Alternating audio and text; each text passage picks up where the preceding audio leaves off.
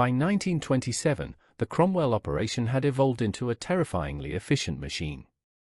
What began as opportunistic cruelty had transformed into a calculated system of selection, exploitation, and elimination that would define their methodology for the next 18 years. The family had learned from early mistakes, refined their approach, and developed criteria for choosing victims that would minimize risk while maximizing their profit.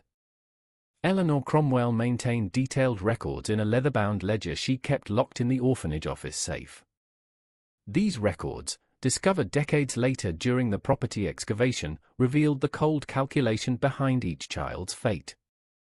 The family had developed what they called their assessment protocol, a systematic evaluation of every child who arrived at their doorstep that determined whether the young soul would live, suffer, or disappear entirely. Children fell into three distinct categories within the Cromwell system. The first group consisted of those deemed valuable for their physical attributes, health, and perceived ability to generate income through various forms of exploitation. These children, typically between 8 and 14 years old, were marked in Eleanor's ledger with a simple red dot next to their names. The second category included younger children or those with minor defects who could serve the family's experimental purposes or satisfy the twisted desires of their network of clients. These names received a blue mark. The final group, those considered worthless or potentially problematic, received no mark at all, an absence that sealed their immediate fate. The selection process began the moment a child crossed the threshold of the Cromwell Home for Wayward Children. Dr. Cornelius would conduct what appeared to be a routine medical examination, documenting each child's physical condition, dental health, and any distinguishing marks or scars. Meanwhile, Eleanor would interview the child, probing for information about surviving family members, friends who might inquire about their whereabouts, and the circumstances that brought them to the orphanage door. This intelligence-gathering phase was crucial to their operation, as children with strong social connections or those whose disappearance might trigger investigations were either turned away or handled with extreme caution. Marcus had developed an elaborate classification system based on the children's origins and circumstances. Runaways from abusive homes were considered ideal candidates, as their absence would likely be attributed to further flight rather than foul play. Orphans delivered by overwhelmed relatives were evaluated based on the family's apparent wealth and likelihood of maintaining contact. Children whose parents had died in industrial accidents or disease outbreaks were particularly valuable, as their situations generated community sympathy but rarely sustained attention once placed in institutional care. The family had also learned to identify and eliminate potential troublemakers before they could disrupt operations. Children who displayed unusual intelligence, leadership qualities, or suspicious nature were marked for immediate disposal. Those who asked too many questions about missing dormitory mates or expressed desire to contact outside authorities received Eleanor's personal attention, usually resulting in their swift and permanent silence. The Cromwells understood that their operation's longevity depended on maintaining a compliant population of victims who would not challenge the established order. Dr. Cornelius had refined his medical screening process to identify children suitable for his most lucrative ventures. He maintained detailed anatomical records, documenting organ health, blood type, and genetic characteristics that would prove valuable to his network of buyers. Children with rare blood types or particularly healthy organs commanded premium prices from his contacts in the underground medical trade. Those with unusual physical characteristics were reserved for clients with specialized interests, generating income streams that funded the family's expanding operation. The methodology extended beyond simple victim selection to encompass every aspect of the children's existence within the facility. The Cromwells had developed a systematic approach to breaking down resistance and establishing absolute control over their charges. New arrivals underwent a deliberate process of isolation, deprivation, and conditioning designed to eliminate hope and foster complete dependence on their captors. This psychological manipulation proved as effective as physical constraints in preventing escape attempts or rebellion. Eleanor had instituted a reward system that pitted children against each other, creating an environment where survival depended on compliance and betrayal of fellow inmates. Children who reported escape plans or rule violations received better food rations and sleeping arrangements, while those who protected their peers faced severe punishment. This system ensured that the Cromwells maintained multiple sources of intelligence about activities within the dormitories while preventing the formation of organized resistance among their victims.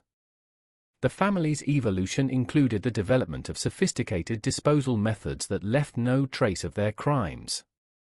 Marcus had established relationships with local crematorium operators, corrupt cemetery workers, and even pig farmers who asked no questions about the source of their supplemental feed. Bodies were processed quickly and efficiently, with any valuable organs or tissues harvested before final disposal. The Cromwells had learned to extract maximum profit from every aspect of their operation, viewing their victims as renewable resources rather than human beings. By the end of their fourth year of operation, the Cromwell methodology had achieved a level of refinement that would allow them to continue their crimes for nearly 2 more decades. They had transformed from opportunistic predators into systematic murderers whose operation would eventually claim 35 innocent lives. The foundation they built during these formative years would support an empire of horror that shocked investigators when its true scope was finally revealed. The years between 1928 and 1935 marked the peak of the Cromwell family's horrific enterprise. During this 7-year period, their operation expanded beyond the confines of their modest orphanage to encompass a network of corruption that reached into every level of local government and law enforcement. What had begun as a family business had evolved into a criminal empire that operated with near-total impunity, protected by officials who had been either bought, blackmailed, or eliminated. Eleanor Cromwell's meticulous records from this period reveal the staggering scope of their activities. The orphanage, which officially housed no more than 25 children at any given time, processed nearly twice that number annually. The discrepancy between intake and official population was explained through falsified transfer documents, forged death certificates, and elaborate stories of successful adoptions that never actually occurred. The Cromwells had perfected the art of making children disappear without leaving traces that could trigger investigations.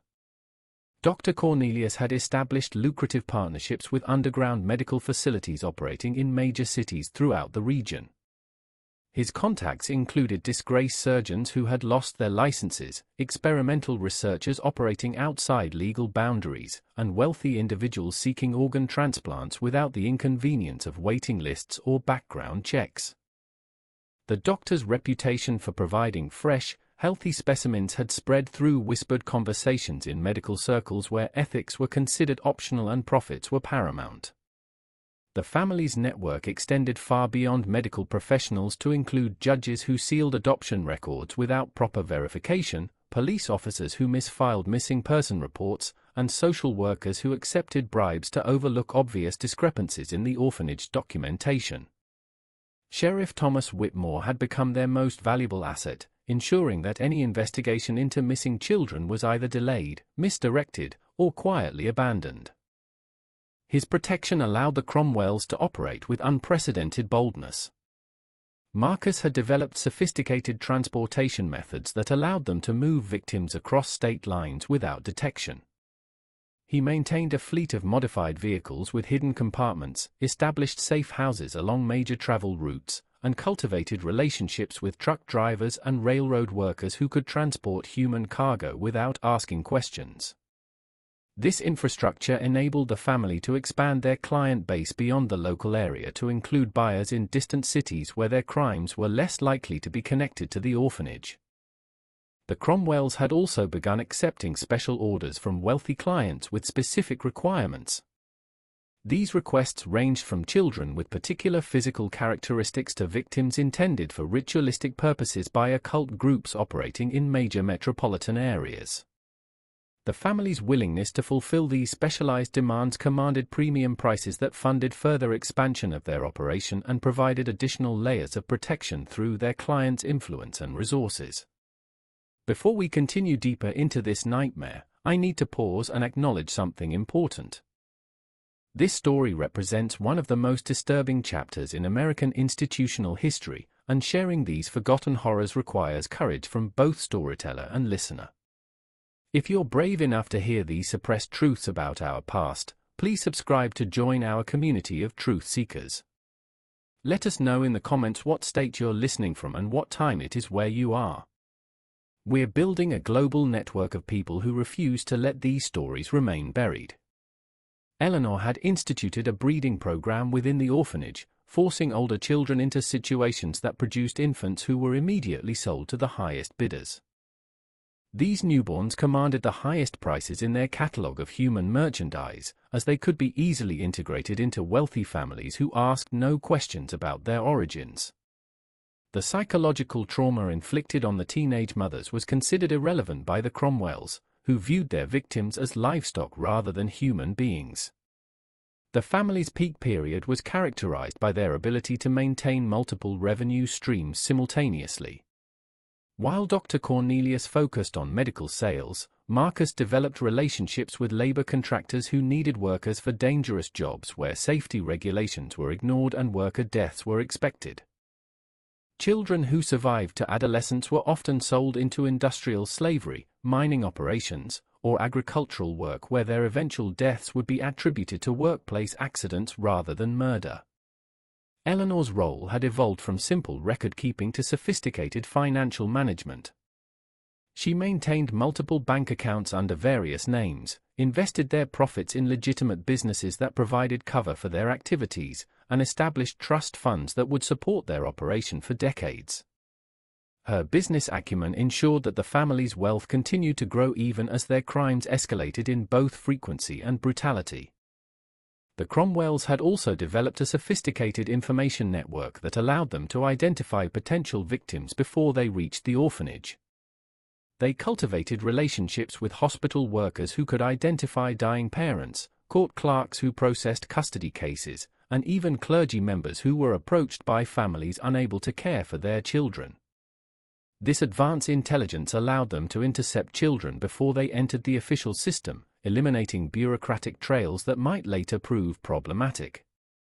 Dr. Cornelius had begun conducting medical experiments that went far beyond organ harvesting. His hidden laboratory in the orphanage basement became a site of horrific research that pushed the boundaries of human endurance and suffering. These experiments, conducted without anesthesia or basic medical ethics, generated data that he sold to pharmaceutical companies and research institutions that operated outside legal oversight.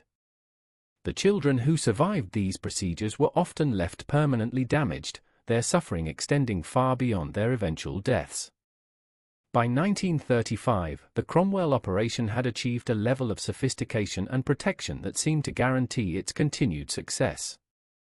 They had eliminated or corrupted every potential threat to their activities, established multiple revenue streams that generated enormous profits, and created a network of complicit officials who were too deeply involved to expose the truth. The family believed they had achieved perfect immunity from justice, a confidence that would prove to be their most dangerous miscalculation. The year 1936 brought the first serious threat to the Cromwell Empire when Sarah Mitchell, a young teacher from the neighboring town of Millbrook, began asking uncomfortable questions about former students who had allegedly been transferred to the Cromwell home for wayward children. Sarah had maintained correspondence with several of her pupils who had been placed in the orphanage following family tragedies, but her letters had gone unanswered for months. Her persistent inquiries would force the Cromwell family to implement security measures that revealed the true depths of their paranoia and ruthlessness. Eleanor Cromwell recognized the danger immediately when Sarah arrived unannounced at the orphanage demanding to see her former students. The teacher's detailed knowledge of the children's backgrounds, her documentation of their academic progress, and her refusal to accept vague explanations about transfers and adoptions represented exactly the type of outside scrutiny the family had worked so carefully to avoid. Eleanor's initial attempts to deflect Sarah's questions with bureaucratic delays and administrative excuses only strengthened the teacher's determination to uncover the truth. Dr. Cornelius had developed contingency plans for dealing with persistent investigators, but Sarah Mitchell's profile presented unique challenges.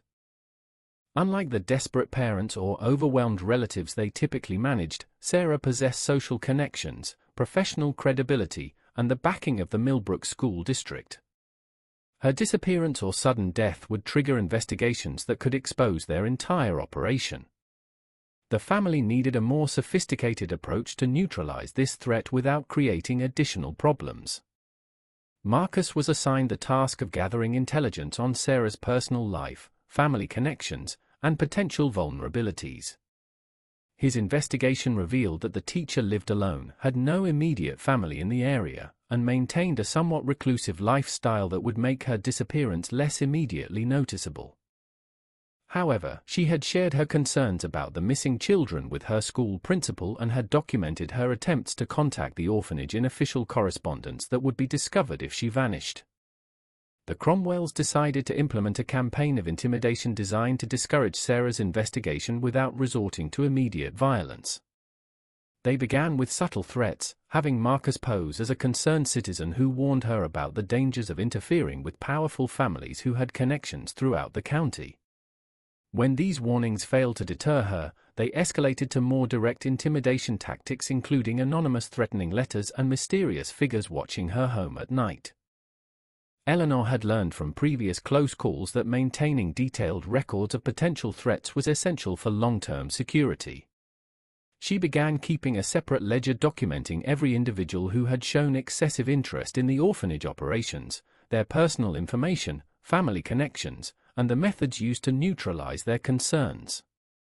This threat assessment database would eventually contain over 40 names, representing teachers, social workers, relatives of missing children, and even clergy members who had asked too many questions. Dr. Cornelius contributed to their security efforts by establishing relationships with corrupt medical professionals who could provide falsified death certificates, mental health commitments, and accident reports that would explain the disappearance or incapacitation of problematic individuals. His network included a pathologist who would certify suspicious deaths as natural causes, a psychiatrist who would declare troublesome investigators mentally unstable, and an emergency room physician who could ensure that accident victims never recovered from their injuries. The family had also begun recruiting local criminals and drifters to serve as expendable operatives for their most dangerous tasks. These individuals, often desperate for money or fleeing their own legal troubles, could be used to eliminate threats while providing the Cromwells with plausible deniability. Marcus maintained a network of such operatives, providing them with temporary shelter and modest payments in exchange for their willingness to handle tasks that required permanent solutions. Sarah Mitchell's persistence eventually forced the Cromwells to consider more drastic measures. When her investigation led her to discover discrepancies in the county's official records regarding child placements and transfers, she began preparing a formal complaint to state authorities that could trigger the comprehensive investigation the family had spent years avoiding. Eleanor realized that their usual methods of intimidation and misdirection would be insufficient to stop a determined teacher with official backing and documented evidence. The elimination of Sarah Mitchell required careful planning to avoid the type of scrutiny that would follow the suspicious death of a respected educator. Dr. Cornelius developed a plan that would make her death appear to be the result of a tragic accident, specifically a fall down the stairs of her boarding house that could be attributed to poor lighting and unsafe conditions. The execution of this plan would require precise timing and coordination between family members to establish alibis and ensure that no evidence connected them to her death. Marcus spent weeks studying Sarah's daily routines, identifying the optimal time and location for implementing their plan. He discovered that she typically returned home late on Thursday evenings after attending a weekly teachers' meeting, walking alone through poorly lit streets to her boarding house where she lived on the 3rd floor. The building's elderly landlord was nearly deaf and retired early, creating a window of opportunity where Marcus could complete his task without witnesses. The murder of Sarah Mitchell on November 12, 1936, marked a turning point in the Cromwell operation.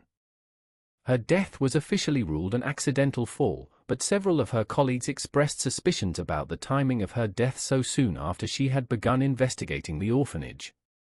These suspicions created an atmosphere of unease in the local education community that forced the Cromwells to become even more cautious about their activities and more ruthless in dealing with potential threats. Eleanor implemented new security protocols that included background investigations of anyone seeking to place children in the orphanage, regular surveillance of local teachers and social workers, and the establishment of safe houses where family members could hide if their operation was exposed. These measures represented a significant investment of time and resources, but the family recognized that their survival depended on maintaining absolute control over information flow and eliminating threats before they could develop into existential dangers. The success of their campaign against Sarah Mitchell convinced the Cromwells that they could eliminate any threat to their operation through careful planning and ruthless execution. This confidence would shape their response to future challenges, creating a pattern of escalating violence that would eventually attract the attention of investigators with resources and determination that even their sophisticated security measures could not overcome. The death of Sarah Mitchell sent ripples of suspicion through the surrounding communities that the Cromwell family had not anticipated. While her murder had been carefully staged to appear accidental, several of her teaching colleagues refused to accept the official explanation and began conducting their own informal investigation into the circumstances surrounding her death. By early 1937, a group of educators led by Margaret Thornton from the Regional School Board had begun examining the pattern of missing children that Sarah had been investigating when she died. Margaret Thornton possessed credentials and connections that made her a far more dangerous adversary than Sarah Mitchell had ever been. As a senior administrator with the State Education Department, she had access to official records spanning multiple counties and the authority to demand explanations from local officials who had previously dismissed inquiries about missing children.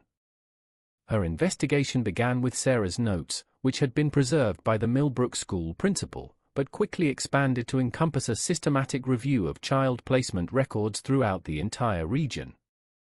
The Cromwell family's first indication that they faced a serious threat came when Margaret submitted formal requests for documentation regarding every child who had been placed at their orphanage over the previous decade.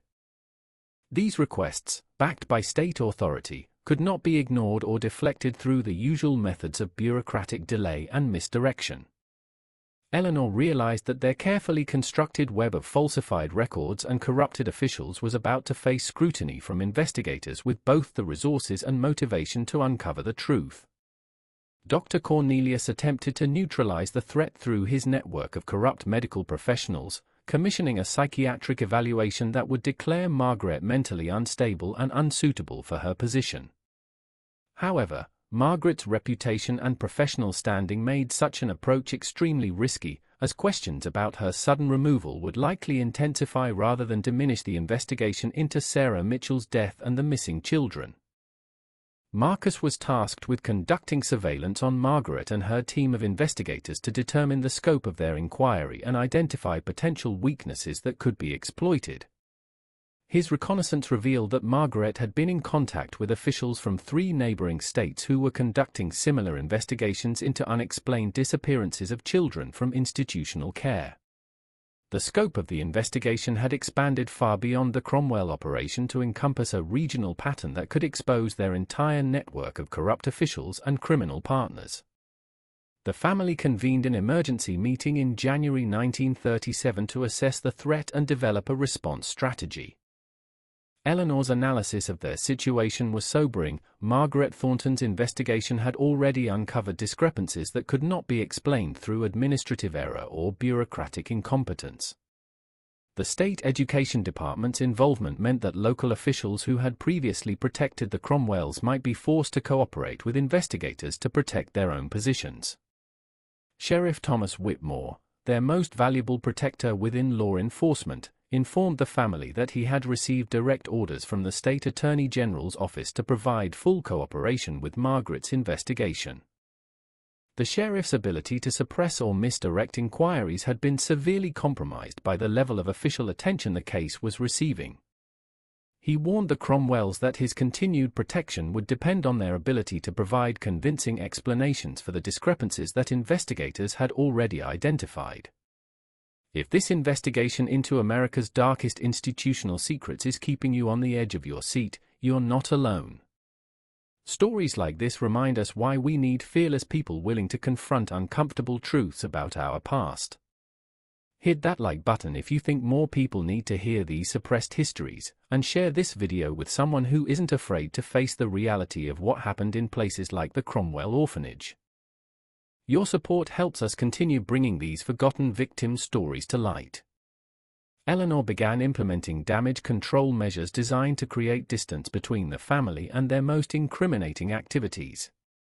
She ordered the destruction of detailed victim records, medical experiment documentation, and financial ledgers that could directly link them to specific crimes. However, the family's meticulous record-keeping practices, which had been essential to their operational success, made complete elimination of evidence extremely difficult within the time constraints they faced. Dr. Cornelius started dismantling his underground medical laboratory and severing connections with his network of buyers and research partners.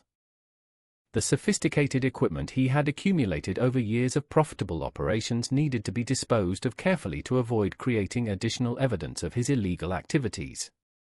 His contacts in the underground medical trade were informed that the operation was suspending activities indefinitely, a development that disappointed many clients who had come to rely on his steady supply of specimens and experimental subjects.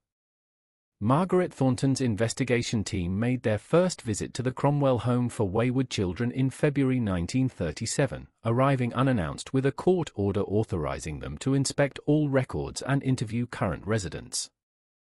Eleanor attempted to limit their access through legal technicalities, but the investigators had anticipated such resistance and came prepared with comprehensive warrants that covered every aspect of the orphanage operation.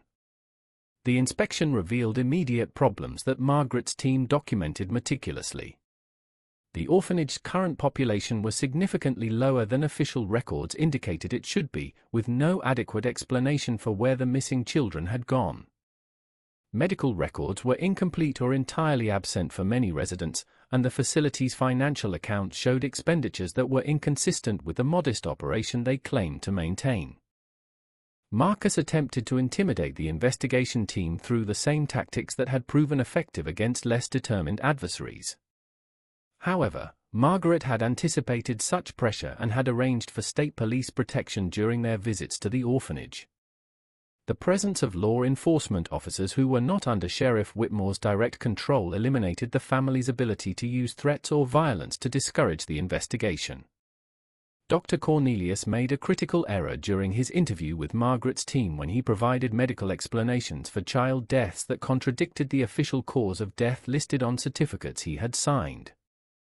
His attempts to cover these inconsistencies with technical medical terminology only drew more attention to the discrepancies and raised additional questions about his qualifications and practices. The investigators realized they were dealing with systematic fraud rather than administrative incompetence. Eleanor's final attempt to derail the investigation involved accusations that Margaret Thornton was pursuing a personal vendetta motivated by professional jealousy and political ambition. She attempted to mobilize local supporters who had benefited from the family's charitable reputation to defend the orphanage against what she characterized as an unjustified attack by outside agitators. However, the mounting evidence of criminal activity made it increasingly difficult for even their most loyal supporters to defend the Cromwells publicly. By March 1937, Margaret's investigation had uncovered enough evidence to justify criminal charges against all three family members. The scope of their crimes had become undeniable, and the network of protection they had built over 14 years was crumbling under the weight of official scrutiny. The Cromwells realized that their reign of terror was approaching its end, but they were not prepared to surrender without implementing measures that would ensure their secrets died with them.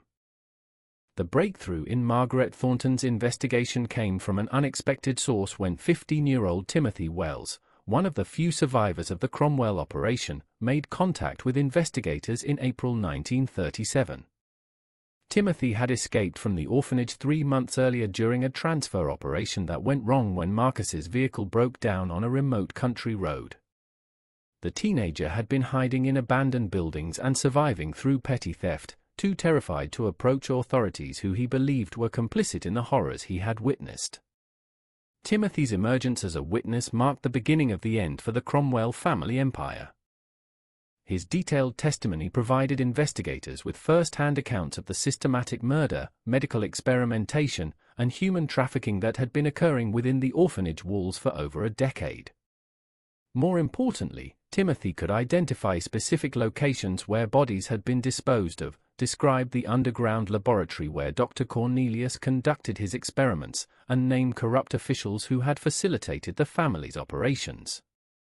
Margaret Thornton recognized that Timothy represented both an invaluable witness and an extremely vulnerable individual whose life would be in immediate danger if the Cromwells learned of his cooperation with investigators.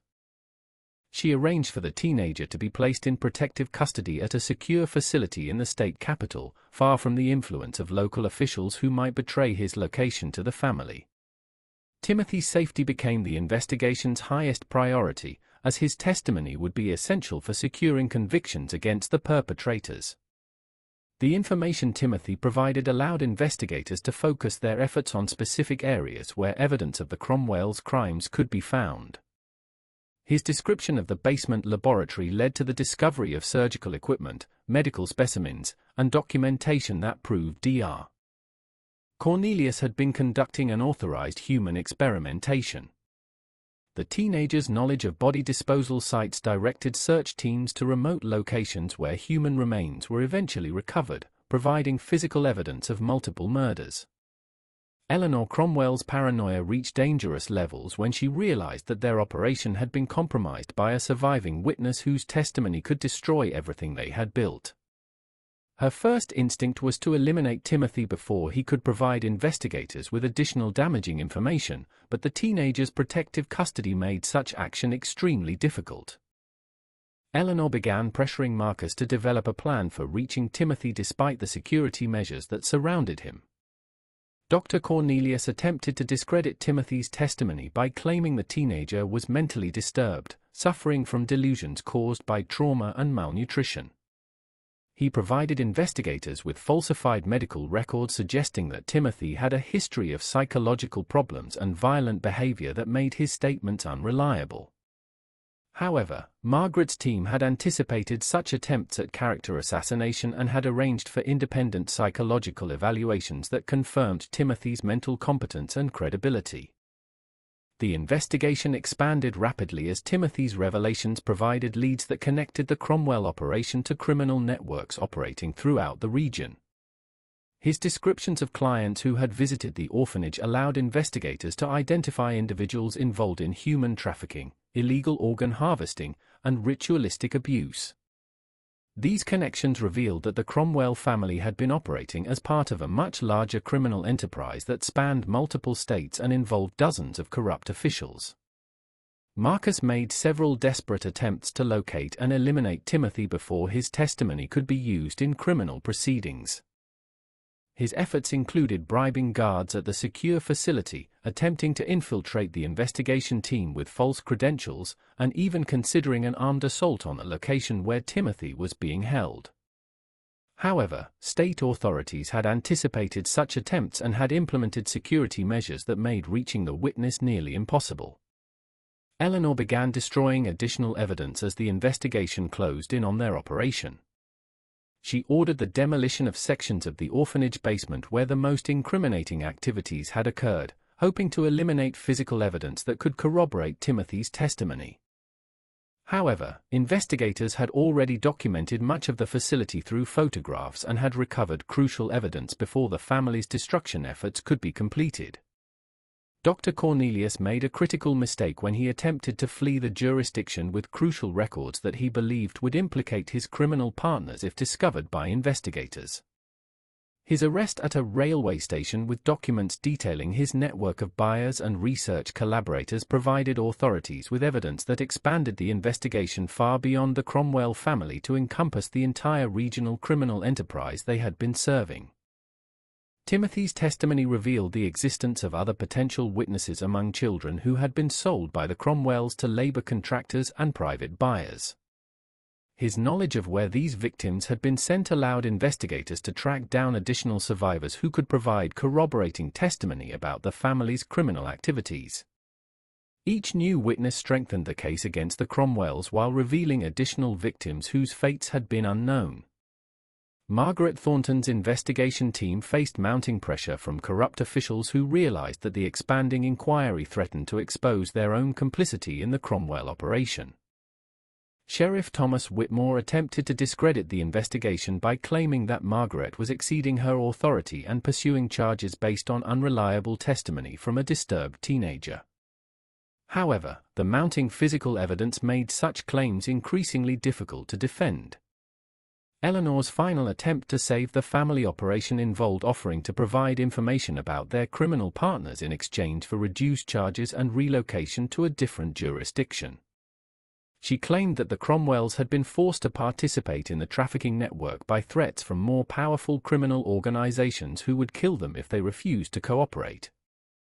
Margaret's team recognized this as a desperate lie designed to minimize their culpability for crimes they had initiated and controlled. The discovery of Eleanor's detailed victim ledgers in a hidden safe provided investigators with comprehensive documentation of the family's crimes spanning their entire 14-year operation. These records listed every child who had passed through the orphanage, their ultimate fate, and the profits generated from their exploitation or murder. The ledgers represented irrefutable evidence of premeditated murder and systematic human trafficking that made the family's claims of coercion impossible to believe. Timothy Wells's courage in coming forward had provided investigators with the key to unlocking the full scope of the Cromwell family's criminal empire. His testimony would prove essential in securing convictions against all three family members while exposing the network of corrupt officials and criminal partners who had enabled their operation. The teenager's survival represented hope for justice for the 35 children who had not been as fortunate in escaping the horrors of the Cromwell home for wayward children. The confrontation between investigators and the Cromwell family reached its climax on May 15, 1937, when state police surrounded the orphanage with warrants for the arrest of all three family members on charges of murder, human trafficking, and conspiracy.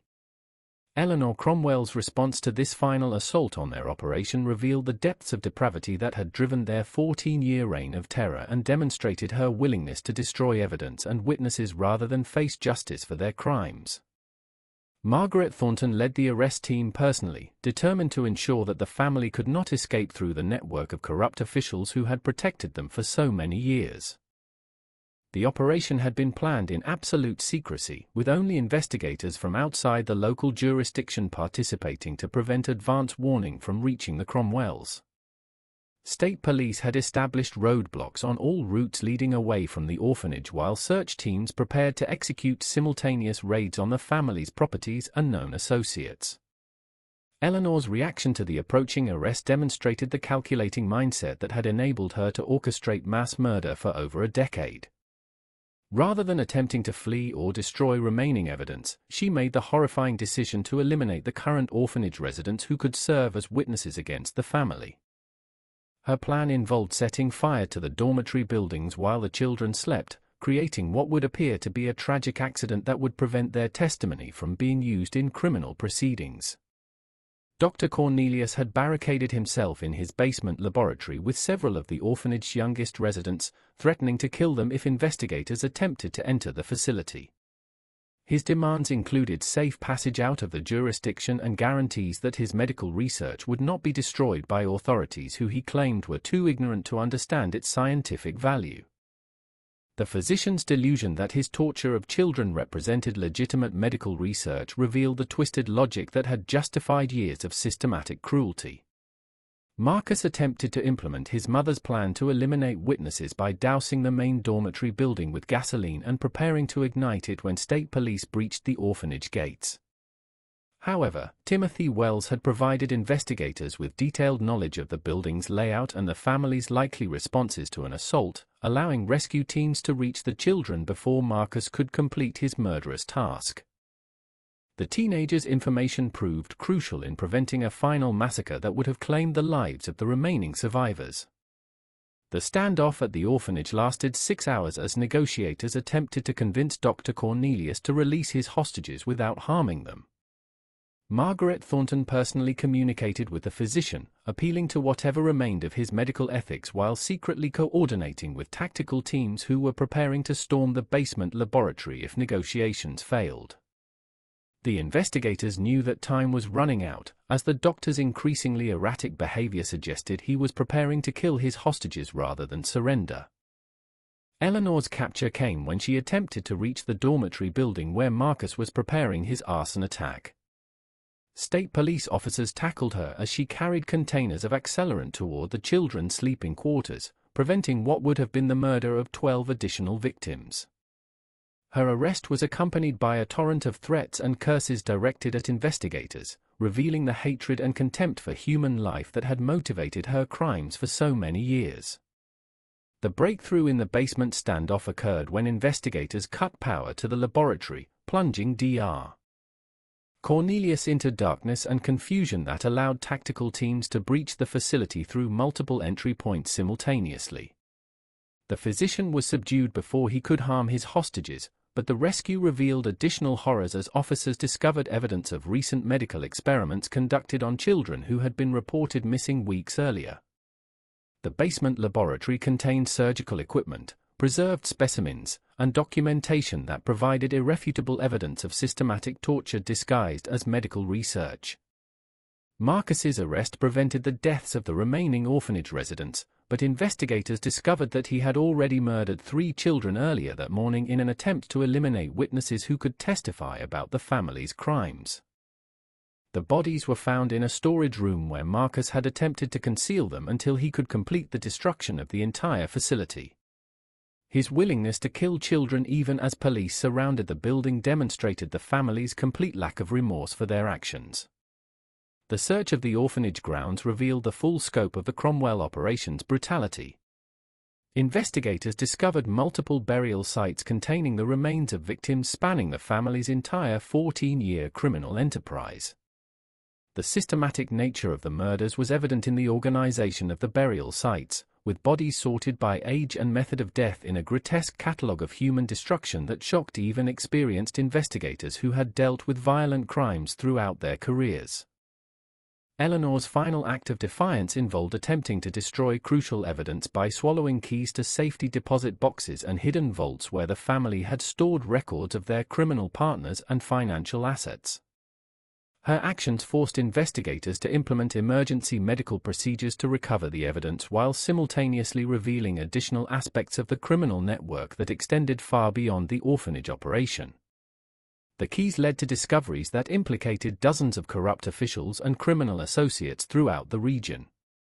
Dr. Cornelius's laboratory yielded evidence that connected the Cromwell operation to illegal medical research programs operating in major universities and pharmaceutical companies. His detailed records of experiments conducted on child victims provided investigators with documentation of crimes that violated both state and federal laws, ensuring that charges could be filed in multiple jurisdictions if local prosecution efforts failed. The physician's delusion that his torture represented legitimate science was contradicted by the obvious cruelty and lack of scientific methodology evident in his records. The rescue of the orphanage surviving residents revealed children who had been systematically brutalized and conditioned to accept abuse as normal treatment. Many of the survivors required extensive medical care and psychological rehabilitation, having been subjected to malnutrition, physical torture, and emotional manipulation designed to break their spirits and eliminate resistance. Their recovery would take years and would serve as lasting testimony to the cruelty that the Cromwell family had inflicted on innocent victims. Marcus's interrogation revealed details about the disposal methods used to eliminate evidence of the family's crimes. His knowledge of burial sites, cremation facilities, and corrupt officials who had helped conceal murders led investigators to additional victim remains and expanded the criminal case to include charges of evidence tampering and obstruction of justice against numerous accomplices. The scope of corruption that had enabled the Cromwell operation shocked investigators who had underestimated the breadth of criminal complicity within local institutions. The confrontation at the Cromwell home for wayward children ended with the arrest of all 3 family members and the rescue of 19 surviving children who had been destined for murder or sale to criminal buyers. The evidence collected during the raid would support prosecutions that extended far beyond the immediate family to encompass the entire network of corrupt officials and criminal associates who had enabled their operation to continue for over a decade. The evidence collected from the Cromwell operation painted a picture of systematic murder and exploitation that shocked even seasoned investigators who had dealt with violent crimes throughout their careers. Margaret Thornton's team spent months cataloguing the physical evidence, victim remains, and documentation that would be needed to secure convictions against the family and their extensive network of criminal associates. The sheer volume of evidence demonstrated the scope of corruption that had enabled the operation to continue for 14 years without serious investigation. The forensic examination of the orphanage basement laboratory revealed sophisticated equipment that Dr. Cornelius had acquired through his connections in the underground medical trade. Investigators discovered surgical instruments, preservation chemicals, and recording equipment that had been used to document the physician's experiments on child victims. The detailed nature of his records provided irrefutable evidence of systematic torture that contradicted his claims of conducting legitimate medical research for the benefit of science and humanity. Eleanor Cromwell's ledgers provided prosecutors with comprehensive documentation of every aspect of the family's criminal enterprise. Her meticulous record-keeping had preserved details about victim selection, client preferences, payment methods, and disposal techniques that reveal the calculating nature of their operation. The ledgers also contained contact information for buyers, corrupt officials, and criminal associates that allowed investigators to expand their inquiry far beyond the immediate family to encompass the entire regional network. Marcus Cromwell's transportation records led investigators to burial sites and disposal locations throughout 3 states, resulting in the recovery of remains from victims who had been missing for over a decade. His detailed knowledge of the family's methods enabled search teams to locate evidence that had been carefully concealed in remote locations chosen specifically to avoid discovery. The recovery of victim remains provided families with closure while strengthening the criminal case against all 3 perpetrators. The investigation into the Cromwell network revealed corruption that extended into every level of local government and law enforcement. Sheriff Thomas Whitmore faced federal charges for obstruction of justice and conspiracy after investigators discovered evidence that he had actively suppressed missing person reports and misdirected investigations to protect the family's operation.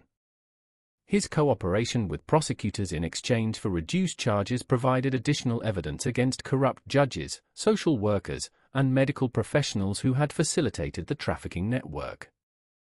Dr. Cornelius attempted to negotiate a plea agreement by offering to provide information about illegal medical research programs operating at major universities and pharmaceutical companies. His claims that the Cromwell operation had been funded by legitimate institutions seeking to conduct experiments that would be impossible under normal ethical oversight led to federal investigations that expanded far beyond the original case. However, prosecutors rejected his offer, determining that his crimes were too severe to warrant any consideration for cooperation. Eleanor's financial records revealed assets hidden in accounts throughout the region that had been funded by 14 years of systematic murder and human trafficking. The family had accumulated wealth equivalent to millions in today's currency through their exploitation of victims, much of which had been invested in legitimate businesses that provided cover for their criminal activities. The seizure of these assets would eventually fund victim compensation and support services for the survivors who required extensive rehabilitation. Timothy Wells became the prosecution's star witness, providing testimony that connected the physical evidence to specific crimes committed by each family member. His first-hand accounts of the torture, murder, and trafficking he had witnessed gave prosecutors the narrative framework needed to present the complex case to a jury. Timothy's courage in testifying despite threats from the family's remaining associates ensured that justice would be served for all 35 victims who had perished in the Cromwell operation. The scope of the Cromwell crimes necessitated coordination between state and federal prosecutors who filed charges in multiple jurisdictions to ensure that the family could not escape justice through legal technicalities or jurisdictional disputes. Federal authorities took responsibility for prosecuting the human trafficking and interstate transportation charges, while state prosecutors handled the murder and conspiracy cases. This coordinated approach eliminated any possibility that the family could avoid conviction through jurisdictional complications.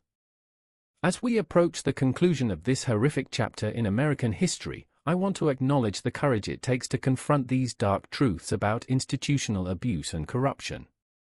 If you've stayed with us through this entire investigation, you're part of a community that refuses to let these victims be forgotten. Please subscribe to ensure you never miss stories like this, and share this video with others who believe these suppressed histories need to be told. Hit that notification bell so you'll be the first to know when we uncover more buried secrets from America's past. The trial preparation revealed additional victims whose disappearances had never been officially reported or investigated.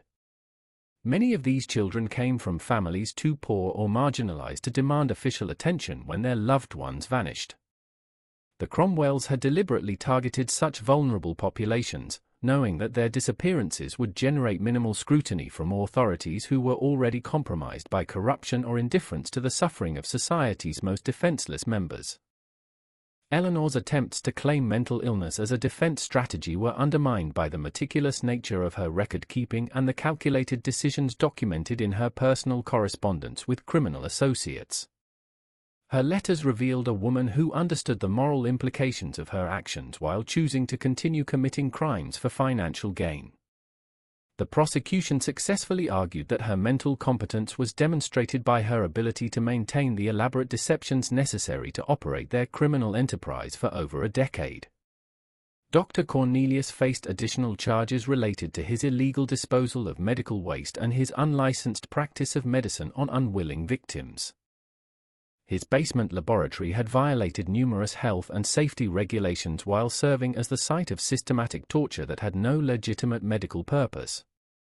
Expert witnesses testified that his procedures had been designed to maximize suffering rather than advance medical knowledge, contradicting his claims of scientific motivation for his crimes. Marcus Cromwell's role as the family's enforcer became clear through testimony from surviving victims and criminal associates who described his willingness to use violence to protect the operation from threats. His responsibility for eliminating witnesses and disposing of evidence made him complicit in every murder committed by the family, regardless of whether he had personally killed each victim. Prosecutors successfully argued that his participation in the conspiracy made him equally culpable for all crimes committed in furtherance of their criminal enterprise. The prosecution's case was strengthened by the testimony of corrupt officials who agreed to cooperate in exchange for reduced charges.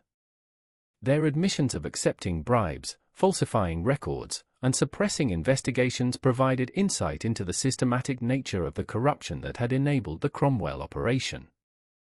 These testimonies revealed that the family's crimes could not have continued without the active assistance of numerous public officials who had betrayed their oaths to protect the community they served. The Cromwell family's attempt to escape justice through their final acts of violence and evidence destruction had failed completely. The overwhelming evidence against them ensured that conviction was certain, while the scope of their crimes guaranteed that they would face the most severe penalties available under state and federal law. Their reign of terror had finally ended, but the impact of their crimes would continue to reverberate through the lives of survivors and the community that had unknowingly harbored such monsters for over a decade.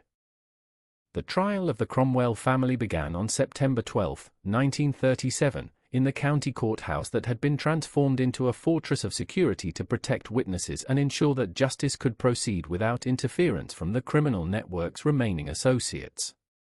The proceedings would span 6 weeks and involve testimony from over 100 witnesses, including survivors, investigators, corrupt officials who had agreed to cooperate, and expert witnesses who would explain the scope and systematic nature of the family's crimes to a jury that struggled to comprehend such calculated evil. Judge Harrison Matthews presided over the trial with the understanding that the case represented one of the most significant criminal prosecutions in the state's history.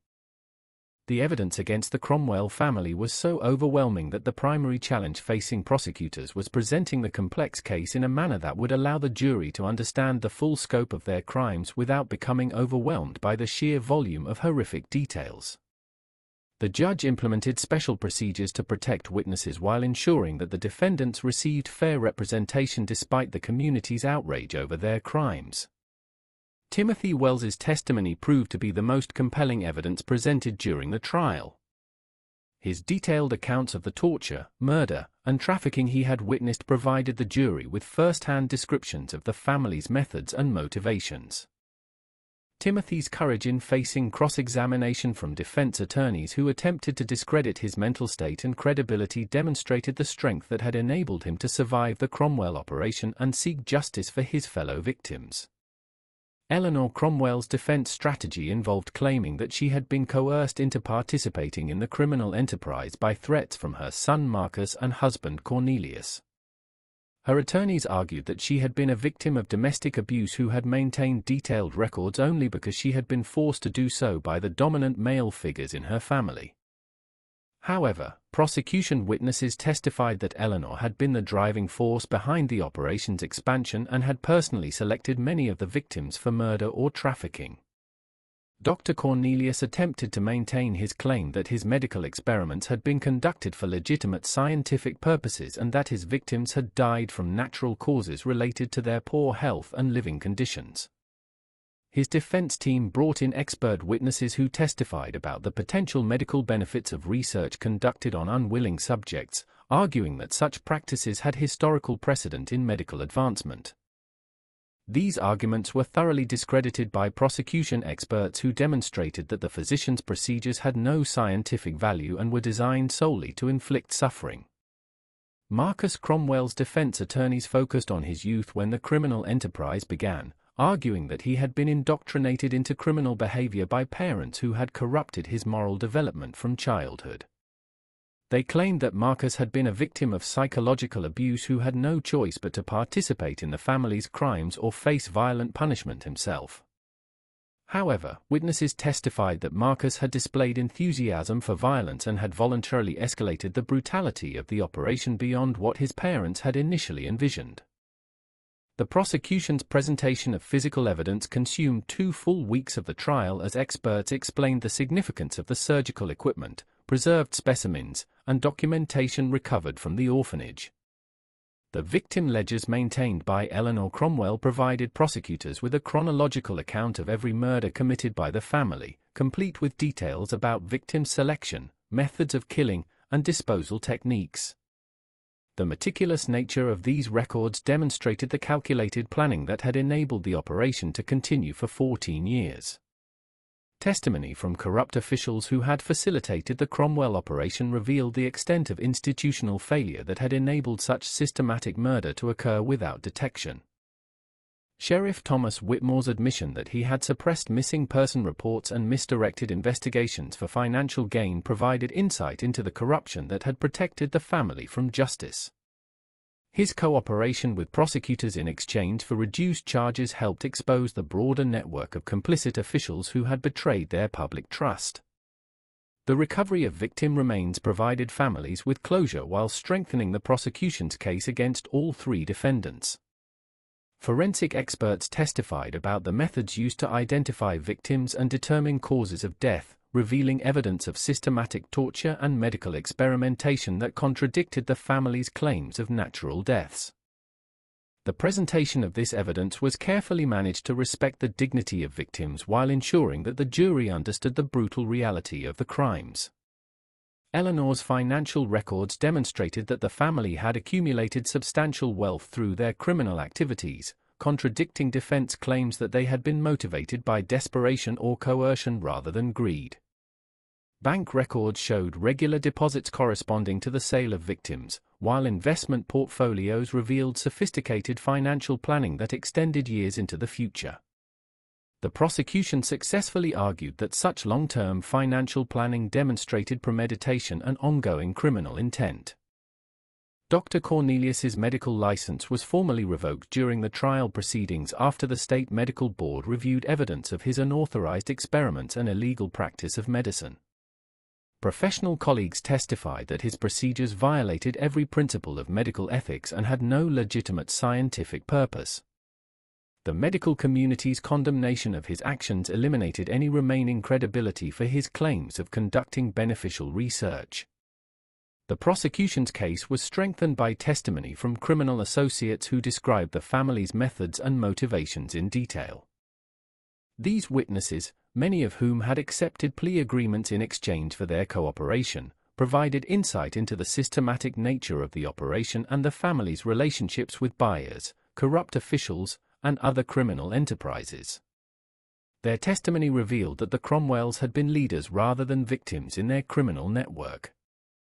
Marcus Cromwell's violent outburst during cross-examination demonstrated the lack of remorse that had characterized his participation in the family's crimes. His threats against prosecution witnesses and his attempts to intimidate Timothy Wells during testimony provided the jury with direct evidence of his dangerous nature and unwillingness to accept responsibility for his actions. The incident strengthened the prosecution's argument that he posed a continuing threat to society. Eleanor's attempts to blame her crimes on mental illness were contradicted by psychiatric experts who testified that she demonstrated clear understanding of right and wrong throughout the criminal enterprise. Her ability to maintain complex deceptions, manage financial affairs, and coordinate with criminal associates demonstrated mental competence that made claims of insanity unsustainable. The prosecution successfully argued that her crimes reflected moral corruption rather than mental illness. The trial revealed that the Cromwell operation had been connected to similar criminal enterprises operating throughout the region, suggesting that systematic institutional abuse was more widespread than previously understood. Federal investigators who testified about ongoing related cases indicated that the family's conviction would likely lead to additional prosecutions of criminal networks that had operated with similar methods and protection from corrupt officials. As the trial neared its conclusion, the overwhelming evidence against the Cromwell family made conviction certain on all major charges. The systematic nature of their crimes, the devastating testimony from survivors, and the physical evidence recovered from their operation had established guilt beyond any reasonable doubt. The only remaining question was whether the defendants would face the death penalty or life imprisonment for their roles in the murder of 35 innocent children over 14 years of systematic terror. On October 28, 1937, the jury returned guilty verdicts on all charges against Eleanor, Dr. Cornelius, and Marcus Cromwell after deliberating for less than 3 hours.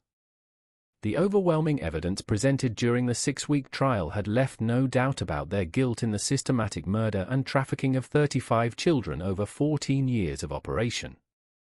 Judge Harrison Matthews sentenced all 3 family members to death by electric chair, declaring that their crimes represented such a fundamental violation of human decency that the ultimate penalty was the only appropriate response. Eleanor Cromwell's execution on March 15, 1938, marked the end of the criminal mastermind who had orchestrated one of the most systematic murder operations in American history. Her final statement expressed no remorse for her victims, instead complaining about the unfairness of her treatment by a legal system she claimed had failed to understand the economic necessities that had motivated her actions. Eleanor went to her death maintaining that society's failure to provide adequate support for institutional care had forced her family to develop alternative funding methods. Dr. Cornelius Cromwell was executed on April 3, 1938. After spending his final months attempting to convince medical professionals that his research had advanced human knowledge and deserved recognition rather than condemnation. His letters from death row revealed a man completely divorced from moral reality who continued to view his victims as experimental subjects rather than human beings whose lives had been stolen for his twisted satisfaction. The medical community's unanimous rejection of his claims eliminated any possibility of posthumous rehabilitation of his reputation. Marcus Cromwell's execution on April 17, 1938, completed the elimination of the family that had terrorized vulnerable children for over a decade. His final weeks were marked by violent outbursts against guards and continued threats against witnesses who had testified during his trial. Marcus's inability to express genuine remorse for his crimes demonstrated the complete moral corruption that had enabled him to participate enthusiastically in his family's systematic murder operation from adolescence through adulthood.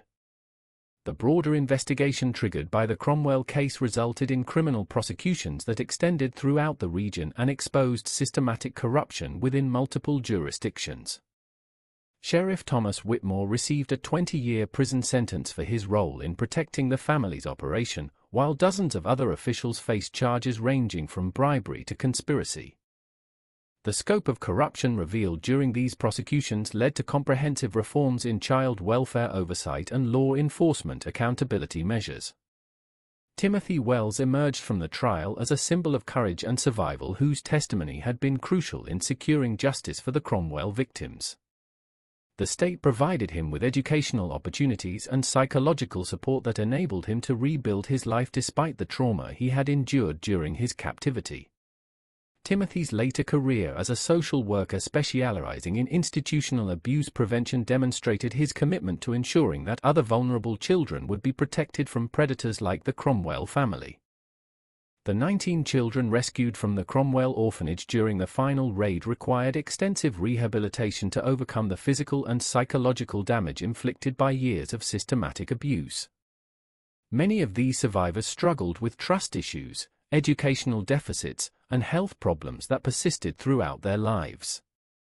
However, several survivors eventually established successful careers and families, demonstrating remarkable resilience in overcoming the trauma of their early experiences under Cromwell control. The Cromwell Home for Wayward Children was demolished in 1939, with the site converted into a memorial park dedicated to the memory of the 35 victims whose lives were stolen by the family's criminal enterprise. The memorial includes a garden with 35 trees, each planted in honor of a specific victim whose name is inscribed on a bronze plaque. The site serves as a permanent reminder of the consequences of institutional corruption and the importance of protecting society's most vulnerable members. Federal investigations into the underground medical research network that had purchased specimens from Dr. Cornelius resulted in reforms that strengthened oversight of experimental medicine and eliminated the regulatory gaps that had enabled such illegal activities. Medical schools implemented enhanced ethics training, while professional licensing boards developed more rigorous screening procedures designed to prevent individuals with criminal tendencies from obtaining positions that would provide access to vulnerable patients. The financial assets seized from the Cromwell operation were used to establish a victim compensation fund that provided support for survivors and families of the murdered children. This fund enabled many survivors to obtain education and medical care that would have been otherwise unavailable, while providing some measure of justice for families who had lost children to the family's crimes.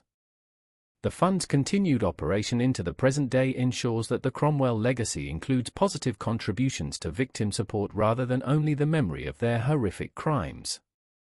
Margaret Thornton's investigation methods became a model for future cases involving institutional abuse and systematic corruption.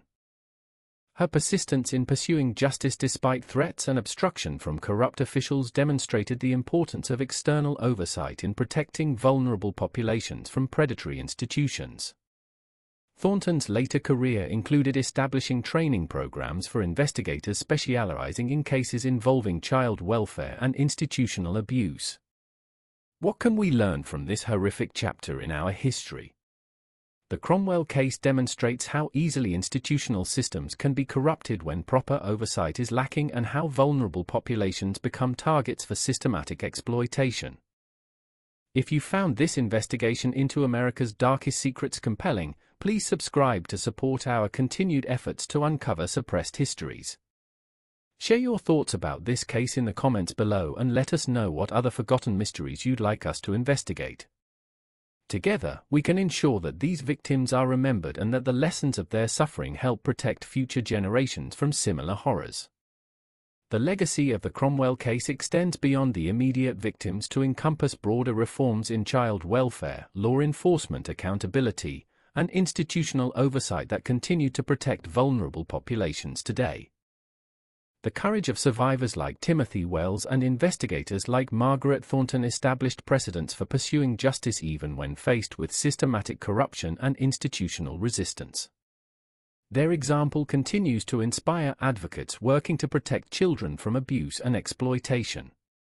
The site of the former Cromwell Orphanage remains a place of pilgrimage for families of victims and survivors who gather annually to remember those who perished and celebrate those who survived. These commemorative events serve multiple purposes, honoring the memory of the victims, supporting ongoing healing for survivors and their families, and educating new generations about the importance of vigilance in protecting vulnerable populations from institutional predators. Recent archaeological investigations at the memorial site have recovered additional victim remains that were not discovered during the original investigation, bringing the confirmed death toll to 37 children. These discoveries have enabled forensic scientists to provide closure for additional families while advancing techniques for investigating historical crimes. The ongoing research ensures that every victim of the Cromwell operation will eventually be identified and properly memorialized.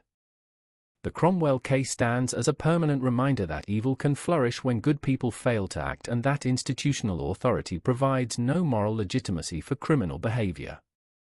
The 35 confirmed victims of their operation represent not just individual tragedies, but a collective failure of the systems designed to protect society's most vulnerable members. Only through continued vigilance and commitment to justice can we ensure that such systematic horror never again finds fertile ground in our institutions and communities. In September 1945, construction workers breaking ground for a new housing development in rural Pennsylvania made a discovery that would expose one of the most horrific institutional crimes in American history. 23 feet beneath what had once been the gardens of the Cromwell Home for Wayward Children, excavators uncovered the first of what would eventually be identified as 35 sets of human remains, all belonging to children between the ages of 6 and 16 who had disappeared without explanation over a span of 22 years.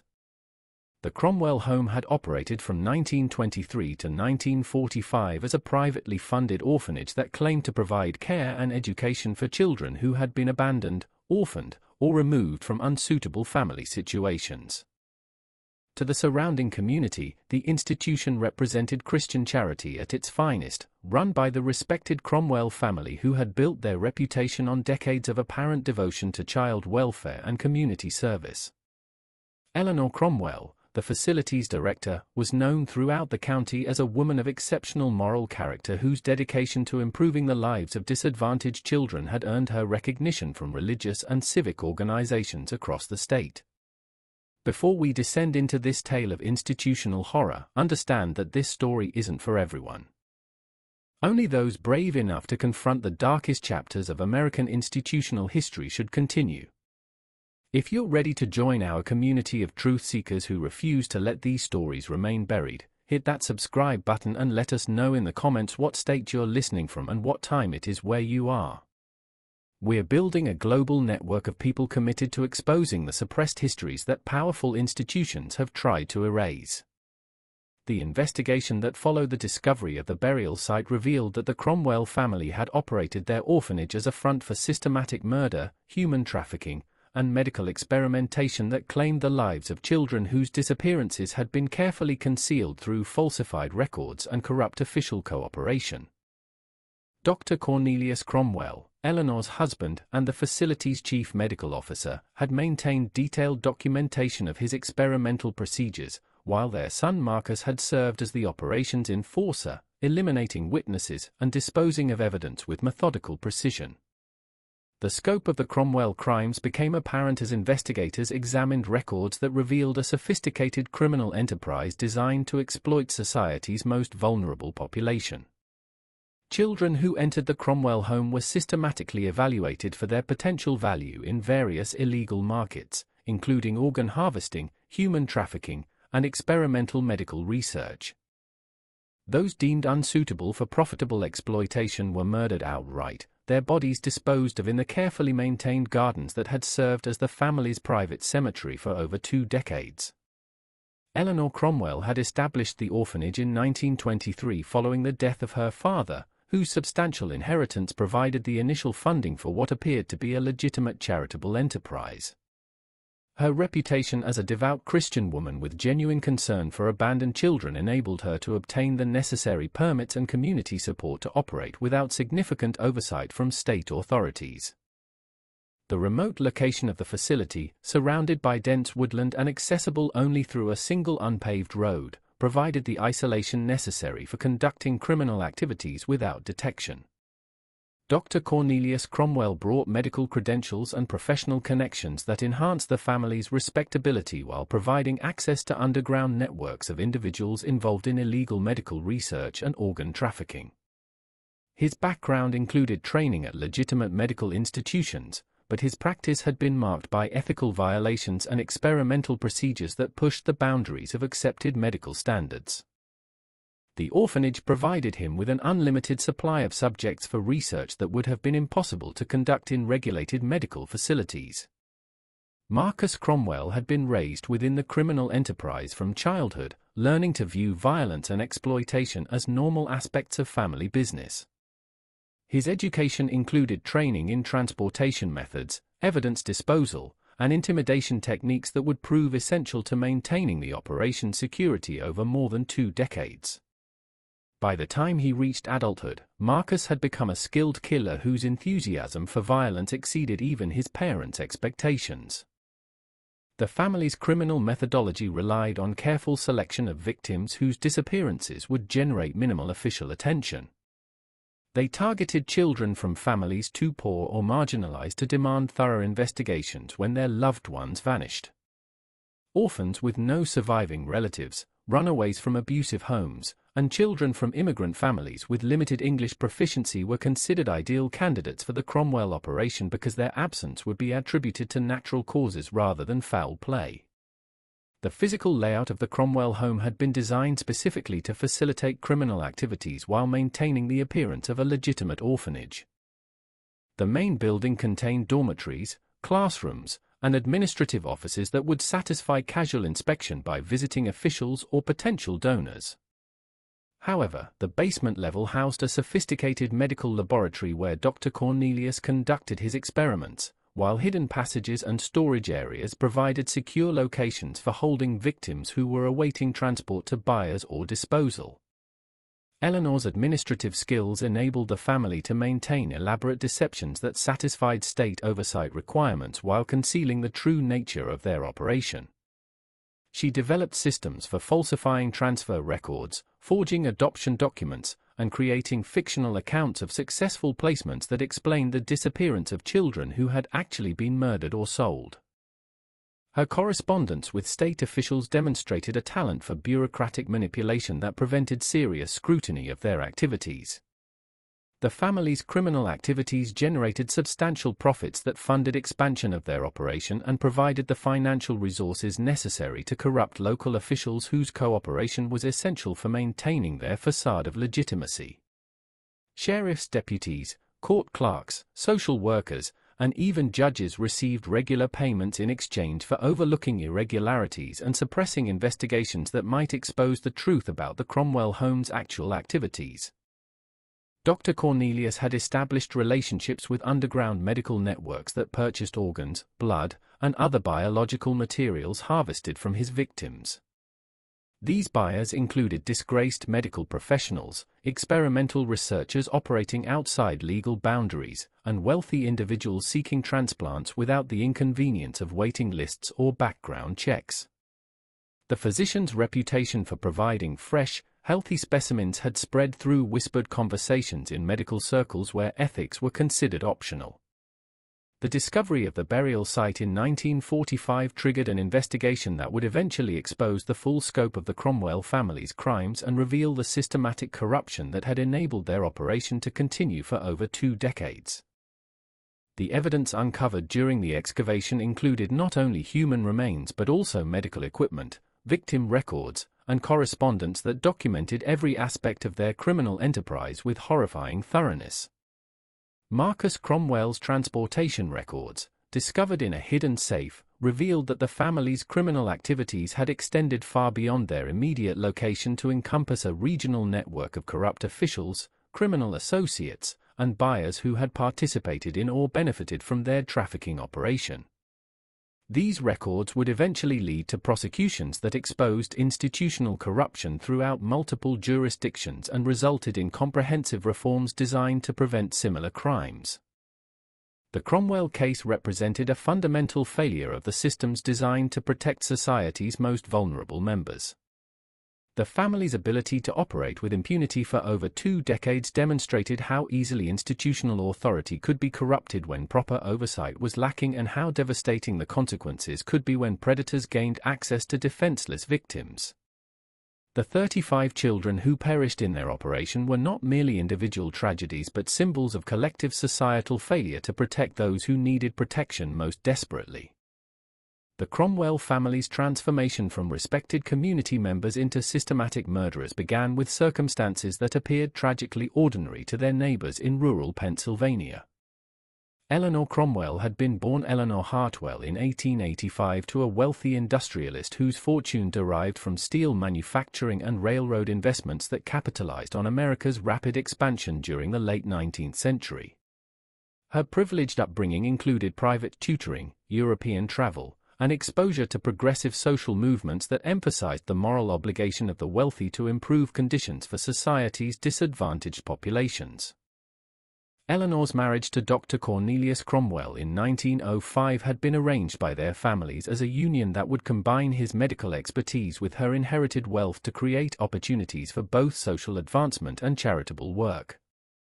Cornelius had graduated from a respected medical college with credentials that suggested a promising career in legitimate practice, but his academic record included concerning incidents involving unauthorized experiments and ethical violations that had been overlooked due to his family's social connections and financial contributions to the institution. The couple's early years of marriage were marked by Dr. Cornelius's struggles to establish a successful medical practice, as his reputation for controversial procedures and questionable judgment limited his ability to attract patients who could afford to pay for conventional treatment.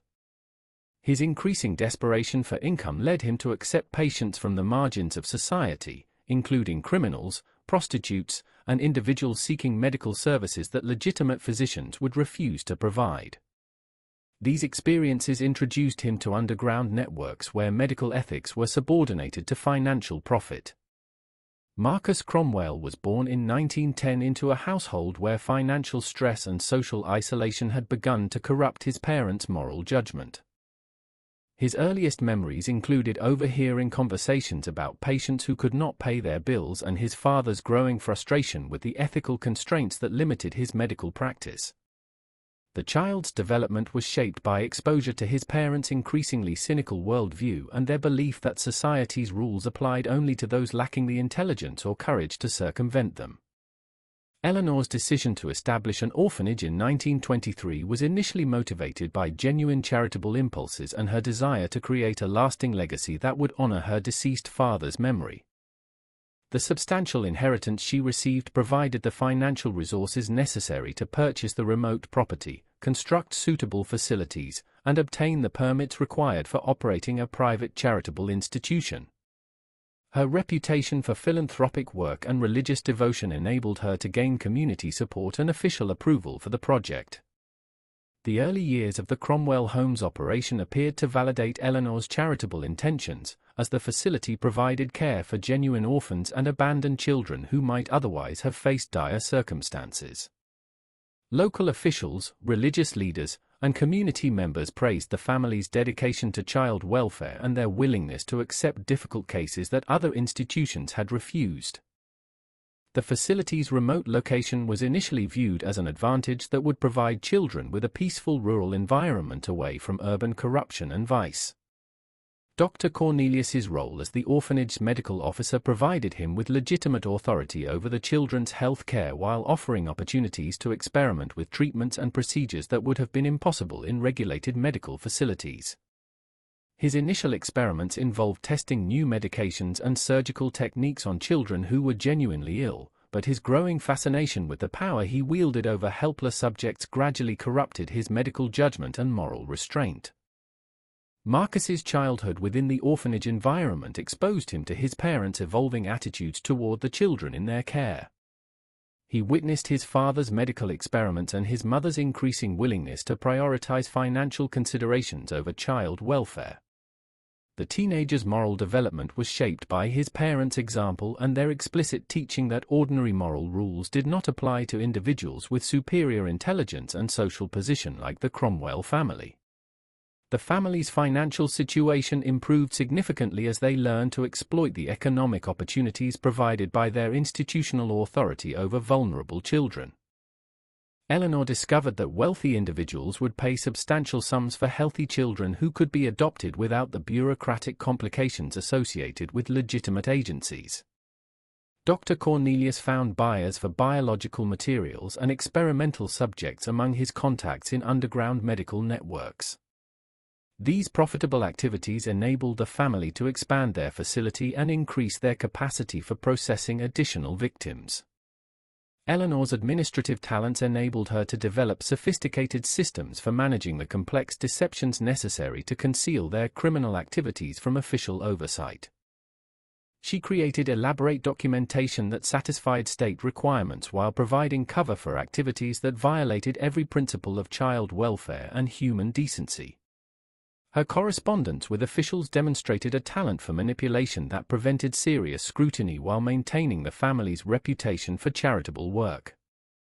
The transformation of Marcus from a confused teenager into an enthusiastic participant in his family's crimes occurred gradually as his parents systematically eliminated his capacity for moral judgment and empathy.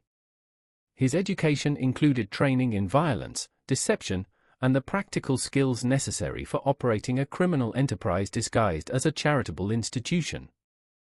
By the time he reached adulthood, Marcus had internalized his parents' worldview and had become capable of committing horrific acts without experiencing normal emotional responses.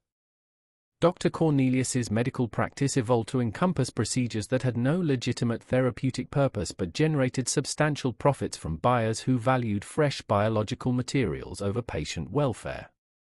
His basement laboratory became a site of systematic torture disguised as medical research, where children were subjected to painful procedures designed to maximize the value of their organs and other body parts. The physician's complete abandonment of medical ethics enabled him to view his victims as renewable resources rather than human beings. The family's integration into their local community provided essential cover for their criminal activities while demonstrating their skill at maintaining public facades that concealed their true nature. Eleanor's participation in church activities, charitable organizations, and social events created relationships that protected the family from suspicion and provided access to information about potential victims. Her reputation for moral authority enabled her to deflect criticism and maintain community support even when troubling questions arose about missing children. The economic success of their criminal enterprise enabled the Cromwells to expand their operation and develop more sophisticated methods for selecting, processing, and disposing of victims. Eleanor's business acumen ensured that profits were invested wisely to support long-term growth while maintaining the appearance of legitimate charitable funding. The family's wealth provided them with the resources necessary to corrupt local officials and eliminate threats to their operation through bribery, intimidation, or violence. Marcus's role within the family enterprise expanded to include responsibility for transportation, security, and the elimination of witnesses who posed threats to their operation. His enthusiasm for violence and his complete lack of empathy for their victims made him an effective enforcer who could implement his parents' decisions without hesitation or moral qualms. The young man's transformation into a killer demonstrated the devastating consequences of raising a child within an environment of systematic criminal behavior. The establishment of relationships with corrupt officials, criminal associates, and underground buyers created a network of complicit individuals whose own criminal activities made them unlikely to expose the Cromwell operation. Sheriff's deputies, judges, social workers, and medical professionals who accepted bribes or participated in illegal activities became invested in maintaining the secrecy that protected all members of their criminal network. This web of mutual complicity provided the family with protection that would enable their operation to continue for over 2 decades. By 1928, the Cromwell family had completed their transformation from charitable institution operators into sophisticated criminals whose operation would eventually claim 35 innocent lives. Their success in maintaining public respectability while conducting systematic murder demonstrated the devastating potential for institutional authority to be corrupted when proper oversight is lacking and when predators gain access to society's most vulnerable populations. The foundation they established during these early years would support a criminal enterprise that shocked investigators when its true scope was finally revealed. The systematic methodology that would define the Cromwell family's criminal enterprise emerged during their third year of operation, when economic pressures and expanding opportunities convinced them to abandon any pretense of legitimate charitable work in favor of pure exploitation. By 1926, Eleanor Cromwell had developed operational procedures that transformed the orphanage into a processing facility where vulnerable children were evaluated, categorized, and directed toward various forms of profitable exploitation that inevitably ended in their deaths. The family's victim acquisition strategy relied on cultivating relationships with individuals and institutions that could provide access to children whose disappearances would generate minimal official attention. Eleanor established connections with overwhelmed social workers who were grateful for any institution willing to accept difficult cases, corrupt court officials who could expedite problematic custody situations, and even clergy members who encountered families unable to care for their children. These sources provided a steady stream of potential victims while creating documentation that would satisfy cursory official inquiries. Dr. Cornelius had refined his medical evaluation procedures to assess each child's potential value in various illegal markets while maintaining the appearance of providing legitimate health care. His examinations documented physical condition, organ health, blood type, and any genetic characteristics that might prove valuable to his network of buyers. Children with rare blood types or particularly healthy organs were marked for specialized handling, while those with physical defects or health problems were designated for immediate disposal or experimental use. The physical layout of the Cromwell facility had been modified to support their criminal activities while preserving the appearance of a conventional orphanage for visiting officials and potential donors. The main building's public areas contained dormitories, classrooms, and recreational spaces that would satisfy casual inspection, but hidden passages connected these areas to basement facilities where the family's actual business was conducted. Dr. Cornelius's medical laboratory occupied a concealed section of the basement that was soundproofed and equipped with surgical instruments, preservation equipment, and storage facilities for biological materials. Eleanor's record-keeping system had evolved into a sophisticated database that tracked every aspect of their operation while providing the documentation necessary to maintain their facade of legitimacy. Her ledgers contained detailed information about each child's background, physical characteristics, market value, and ultimate disposition. These records enabled the family to maintain accurate inventory control while providing the data necessary for billing clients and managing their expanding network of criminal associates. Marcus Cromwell's responsibilities had expanded beyond simple physical intimidation to encompass sophisticated transportation and security operations that enabled the family to move victims and products across state lines without detection. His network included corrupt truck drivers, railroad employees, and shipping personnel who could transport human cargo without asking questions. The young man's enthusiasm for violence and his complete lack of moral restraint made him an effective problem solver when situations required permanent solutions. The family's client base had expanded to include wealthy individuals seeking healthy children for adoption without legal complications, underground medical facilities requiring fresh organs and biological materials, and specialized buyers with particular requirements for victims intended for ritualistic or experimental purposes. This diverse customer portfolio provided multiple revenue streams while distributing risk across various illegal markets that operated independently of each other. Eleanor had developed sophisticated financial management systems that enabled the family to accumulate substantial wealth while maintaining the appearance of operating a modestly funded charitable institution. Her accounting methods included multiple bank accounts under various names, investment portfolios that provided legitimate income sources, and cash reserves that could fund emergency operations or bribe officials when necessary. The family's growing wealth enabled them to expand their facilities and increase their processing capacity. Dr. Cornelius's experimental procedures had evolved beyond simple organ harvesting to encompass medical research that pushed the boundaries of human endurance and survival. His laboratory became a site of systematic torture where children were subjected to painful procedures designed to test the effectiveness of new drugs, surgical techniques, and preservation methods. The physician's detailed documentation of these experiments provided data that he sold to pharmaceutical companies and research institutions operating outside legal oversight. The selection criteria used to determine each child's fate reflected the family's calculated approach to maximizing profits while minimizing risks. Children with strong family connections or whose disappearances might trigger investigations were either turned away or handled with extreme caution. Those from marginalized populations with limited social support were considered ideal candidates for immediate exploitation. The family had learned to identify and eliminate potential troublemakers before they could disrupt operations or alert authorities to suspicious activities. Marcus had established relationships with local criminals and drifters who could be recruited for specific tasks that required expendable operatives. These individuals provided the family with plausible deniability when elimination of threats required actions that could be traced back to outside contractors rather than family members. The network of criminal associates also provided intelligence about law enforcement activities and potential threats to their operation.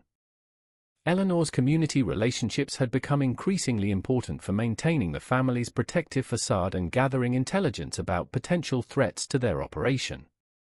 Her participation in church activities, charitable organizations, and social events created opportunities to monitor local attitudes toward the orphanage while identifying individuals who might pose risks to their continued operation. Her reputation for moral authority enabled her to deflect suspicion and maintain community support even when concerning questions arose.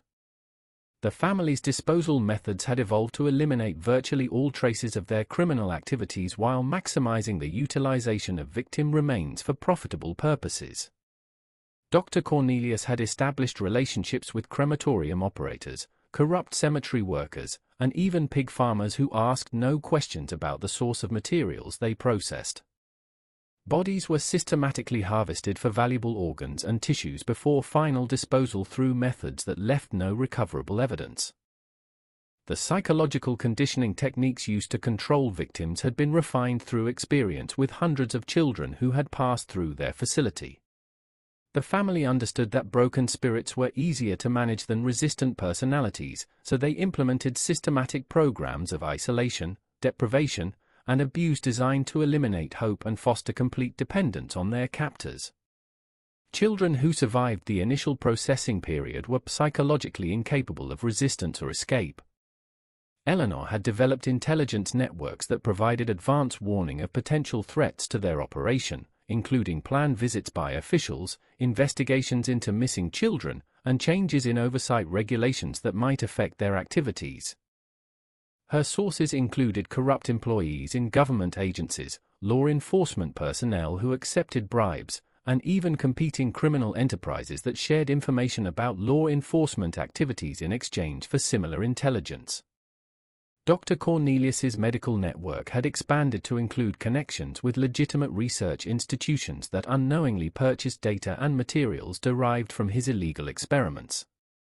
His ability to provide rare biological samples and experimental results that would be impossible to obtain through ethical research made him valuable to researchers who asked few questions about the sources of their materials. These relationships provided additional revenue streams while creating invested parties who had reasons to protect his operation. Marcus's enforcement activities had expanded beyond simple intimidation to encompass systematic elimination of witnesses and potential threats to the family's operation. His methods included staged accidents, apparent suicides, and disappearances that could be attributed to natural causes rather than foul play. The young man's growing expertise in violence and his complete lack of remorse made him an increasingly dangerous component of their criminal enterprise. The Cromwell family's operational methodology had achieved a level of sophistication and efficiency that enabled them to process dozens of victims annually while maintaining their facade of charitable respectability. Their systematic approach to victim selection, processing, and disposal would continue to evolve over the coming years as they refined their techniques and expanded their criminal empire. The foundation they had established by 1926 would support a network of corruption and violence that would eventually claim 35 innocent lives before justice finally caught up with their monstrous operation.